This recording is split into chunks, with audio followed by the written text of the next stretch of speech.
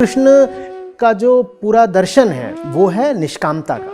तो वही यहाँ पे समझा रहे हैं कि ये जो तुमने सब वेदों में कर्मकांड पढ़ लिया है ना अर्जुन, इसी से तुम्हारी बुद्धि खराब हो गई है, विक्षिप्त हो गए हो तुम। और इन सब से हट करके जब तुम निष्कामता में आ जाओगे तब तुम योगी कहलाओगे। निष्कामता का मतलब होता है हमें मतलब ही नहीं बहुत दुनियादारी से, जिस एक चीज से मतलब है उसको हमने पकड़ लिया है।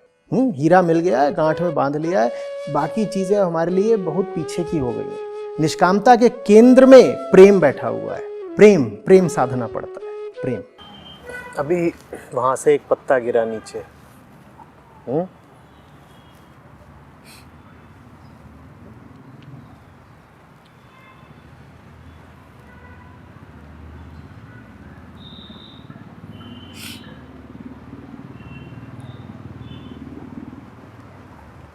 आम आदमी हरियाली में ही खोया रहता है, अपने पाँव के नीचे जो पत्ते हैं उनको थोड़ा कम ही देखता है। बुद्ध का मन ऐसा कि एक पत्ते को गिरता हुआ देखा,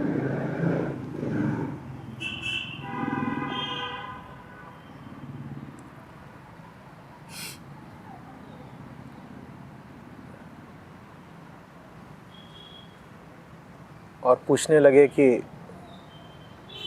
सब पत्ते गिरेंगे क्या? जवाब मिला हाँ।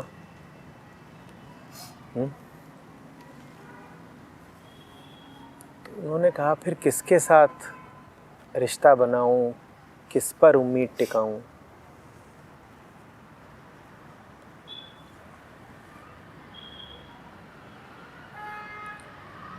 सब यदि नश्वर ही है, सब कुछ अगर जरा जीर्ण ही हो जाना है,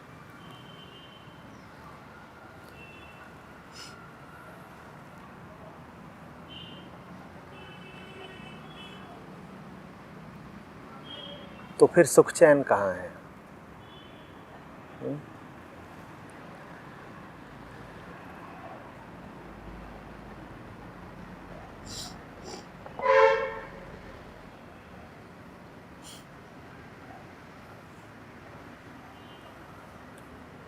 तमाम जगह उन्होंने सवाल पूछे, खोज करी,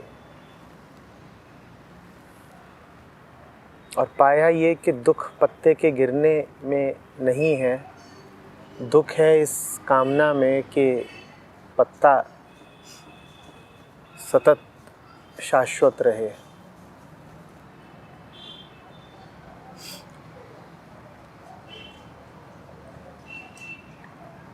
हम उसमें अमरता चाह रहे होते हैं जो मरण धर्म है। हम जानबूझकर अपने आप को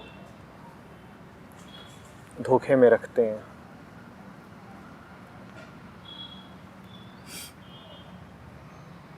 एक पत्ते का गिरना काफ़ी होना चाहिए हमें ये बताने के लिए कि ये सब हरितिमा नश्वर ही है, पर प्रमाण सामने होता है, हम प्रमाद में खोए रहते हैं।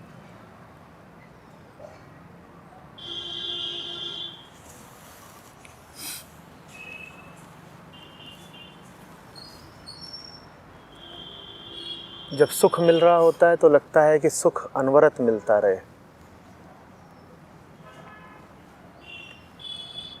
कामना बन जाती है कि जो जैसा है सुख के पल में वो वैसा ही ठहर जाए, वो वैसा ही स्थिर हो जाए, और वो वैसा रुकता नहीं, टिकता नहीं।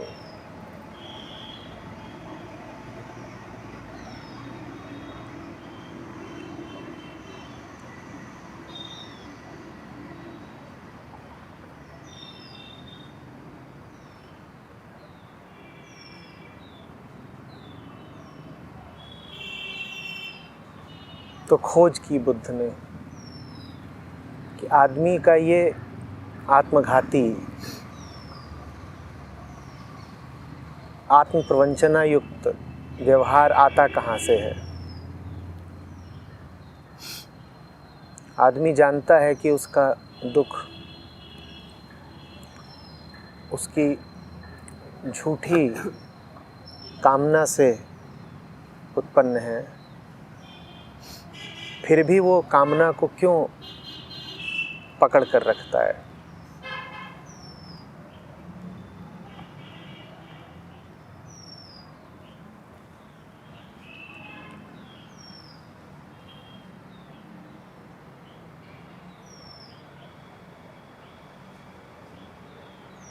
क्यों पकड़ कर रखता है? आदमी अपने आप को क्यों छलता है? आदमी कामना के समर्थन में क्यों खड़ा हो जाता है? माया है क्या?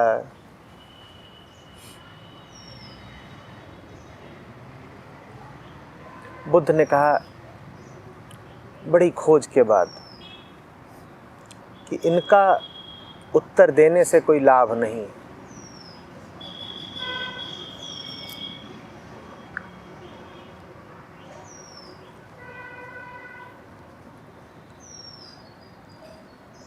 उन्होंने कहा मैं चिकित्सक हूँ।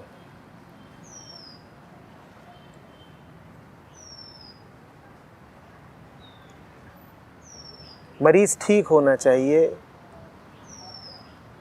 ये प्राथमिक बात है। इस बात का बहुत महत्व नहीं है कि उसको सैद्धांतिक रूप से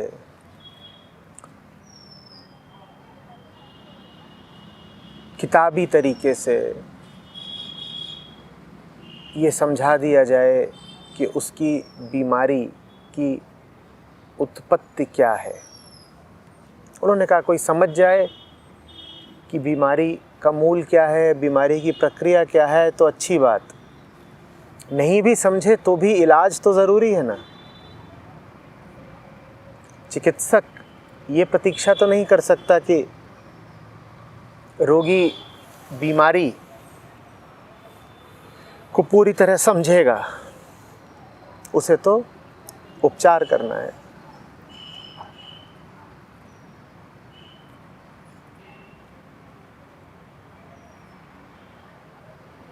तो बुद्ध ने फिर उपचार बताया।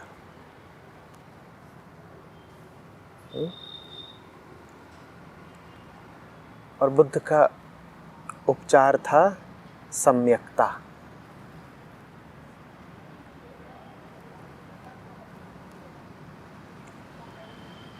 हम जैसे जीते हैं, हमारी जिंदगी ऊपर से नीचे तक समूची दुख में ही पगी हुई है।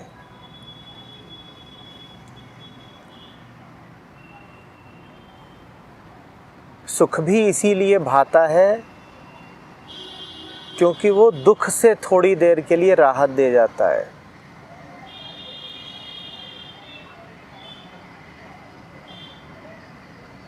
सुख की हमारी मांग भी इसी बात की सूचना है कि हम दुख से कितने आक्रांत हैं।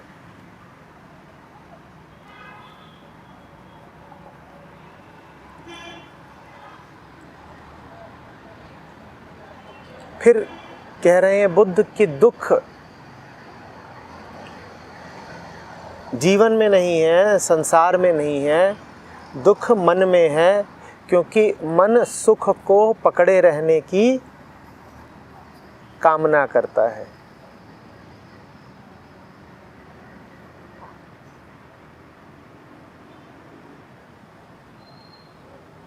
और फिर वो कह रहे हैं कि कामना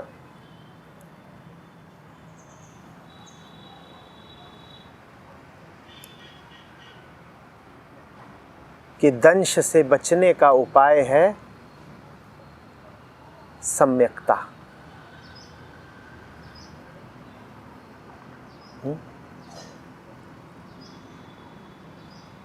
क्या अर्थ है सम्यक्ता का?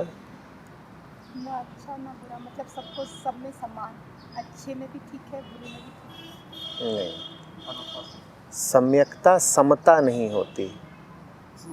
तो उचित कर, उचित। अब कैसे पता चले कि क्या उचित है क्या अनुचित है? बुद्ध ने तो कहा कर्म उचित होना चाहिए, विचार उचित होना चाहिए, ध्यान उचित होना चाहिए, वाणी उचित होनी चाहिए, श्रवण उचित होना चाहिए। अष्टांग मार्ग दे दिया। पता कैसे लगे क्या उचित है? कैसे पता लगे क्या उचित है? इसकी परवाह मत करो कि क्या उचित है क्या अनुचित है, बस पता करो कि क्या है। समझना बात को। तुमने ये बस देख लिया कि क्या हो रहा है, तो फिर वही होगा जो सही है, जो होना चाहिए, जो सम्यक है, उचित है।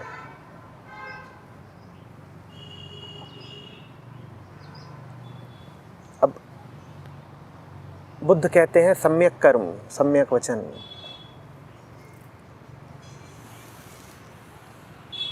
सम्यक विचार।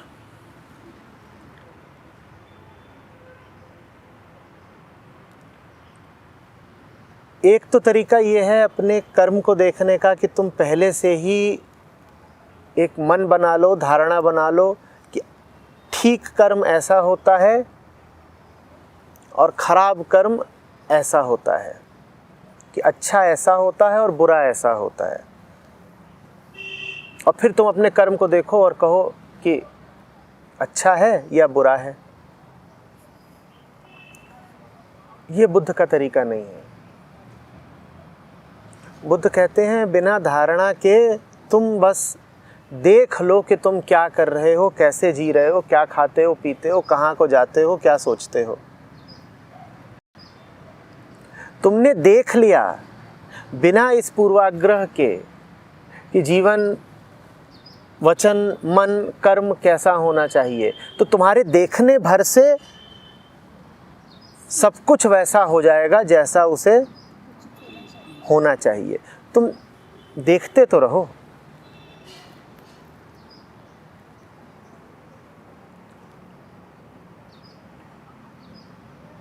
तुम जीवन के निरपेक्ष दृष्टा माने साक्षी रहो। तुम बिल्कुल निष्पक्ष होकर अवलोकन करते रहो। इसी निष्पक्ष अवलोकन से सम्यकता अपने आप उदित हो जाएगी। तो बुद्ध जब कहते हैं सम्यकता, तो सम्यकता कोई पद्धति नहीं है, कोई धारणा नहीं है, कोई संस्था नहीं है, कोई विचार नहीं है, कोई परिपाटी नहीं है, किसी प्रकार की कोई नीति नहीं है, कोई उसूल नहीं है, कोई आदर्श नहीं।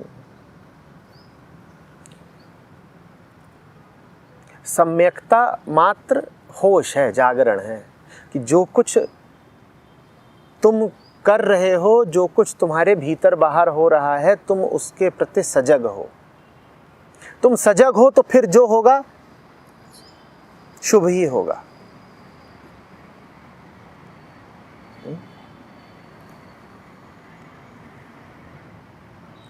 दुख आता है बेहोशी से। बेहोश मत रहो, बस यंत्र मत जियो।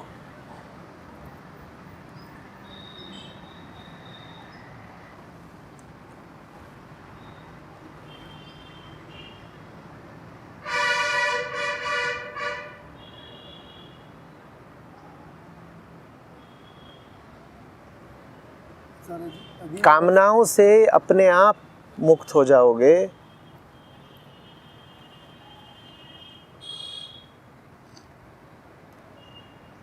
अगर देख लोगे कि तुम्हारा कामनाबद्ध जीवन चल कैसा रहा है।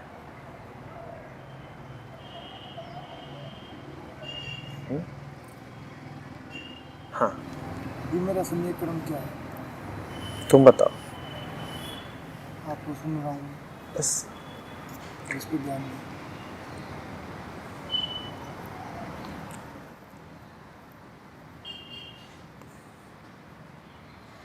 कोई और निर्णय कर देगा तुम्हारे लिए कि क्या ठीक है क्या नहीं। बुद्ध कह रहे हैं निर्णेता होना तुम्हारा काम नहीं है, तुम्हारा काम है बस खबर रखना। तुम जाने चलो कि अभी हो क्या रहा है, निर्णय स्वतः हो जाएगा, निर्णय करने की तुम्हें ज़रूरत नहीं। तुम तो बस जाने चलो कि अभी हो क्या रहा है। अभी बैठे सुन रहे हो, शांत हो, मौन हो, तुम जाने रहो। और बीच में विक्षेप आ जाए, बाहर से आती कोई आवाज़ तुम्हारा ध्यान खींच ले जाए, कोई और चीज़ आकर के तुम्हें बहका जाए, तुम जानते चलो बहक गया। तुम्हें शब्दों में भी कहने की ज़रूरत नहीं है कि बहक गया। बहुत सूक्ष्मता से बस तुम जान लो कि कुछ हुआ। जो ही तुमने जाना कि कुछ हुआ, त्यों ही जो हो रहा है वो लय हो जाएगा। साधारण तरीके से कहें तो जो हो रहा है वो सुधर जाएगा, ठीक हो जाएगा।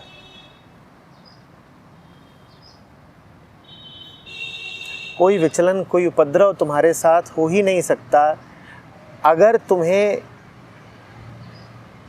उसकी घटना के समय ही साफ पता है कि ये घटना घट रही है। हमें पता चलता भी है तो घटना के बीत जाने के बाद, और फिर बस पछता सकते हैं।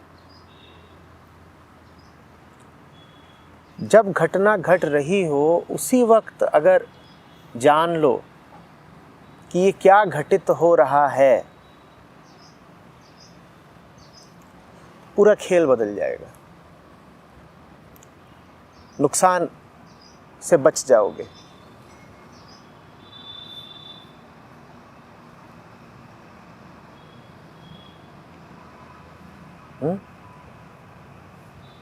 ये बुद्ध का संदेश है।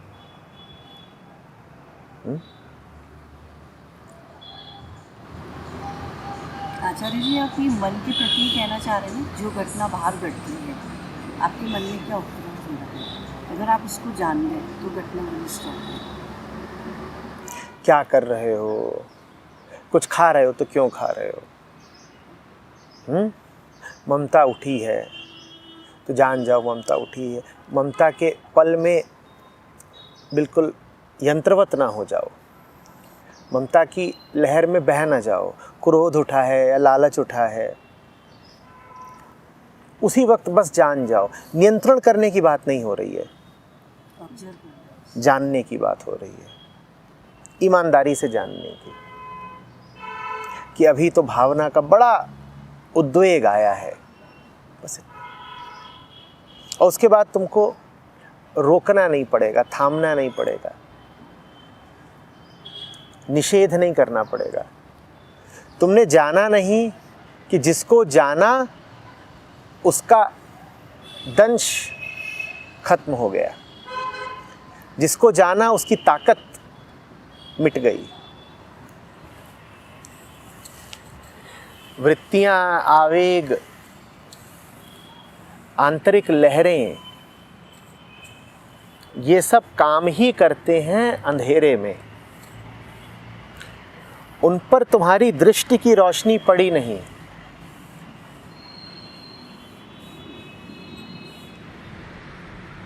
तो सजग होने के लिए फिर क्या करना पड़ेगा?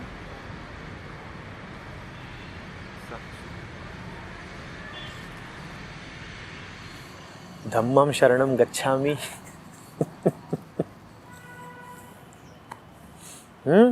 धर्म की शरण में जाइए।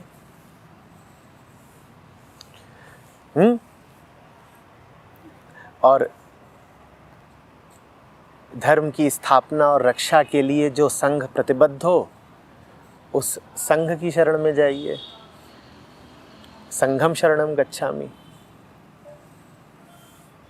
आप प्रैक्टिकली बताइए। अब इससे ज्यादा क्या जैसे व्यवहारिक मतलब तरीके से अभी बताऊं? आप जैसे कोई अपने इसको डांटता है या अपने को पता है मेरा ईगो एकदम ऊपर उठ गया, तो उस समय हम बह जाते हैं, हमको वो ईगो इतना हावी हो जाता है और घटना घटने के बाद लगता है कि यार ये क्या है। तो जब आप इस सीख को नहीं जानती थी तब आप क्रोध में बह जाती थी। अब ये सीख आपको मिली तो कुछ अंतर पड़ेगा कि नहीं पड़ेगा? तो सीखते रहने से अंतर पड़ता है ना। इसी को कहते हैं बुद्धम शरणम गच्छामि। बुद्ध की शरण में रहो, अंतर पड़ता रहेगा। जो घटना पहले घटती थी वो शिथिल पड़ती जाएगी।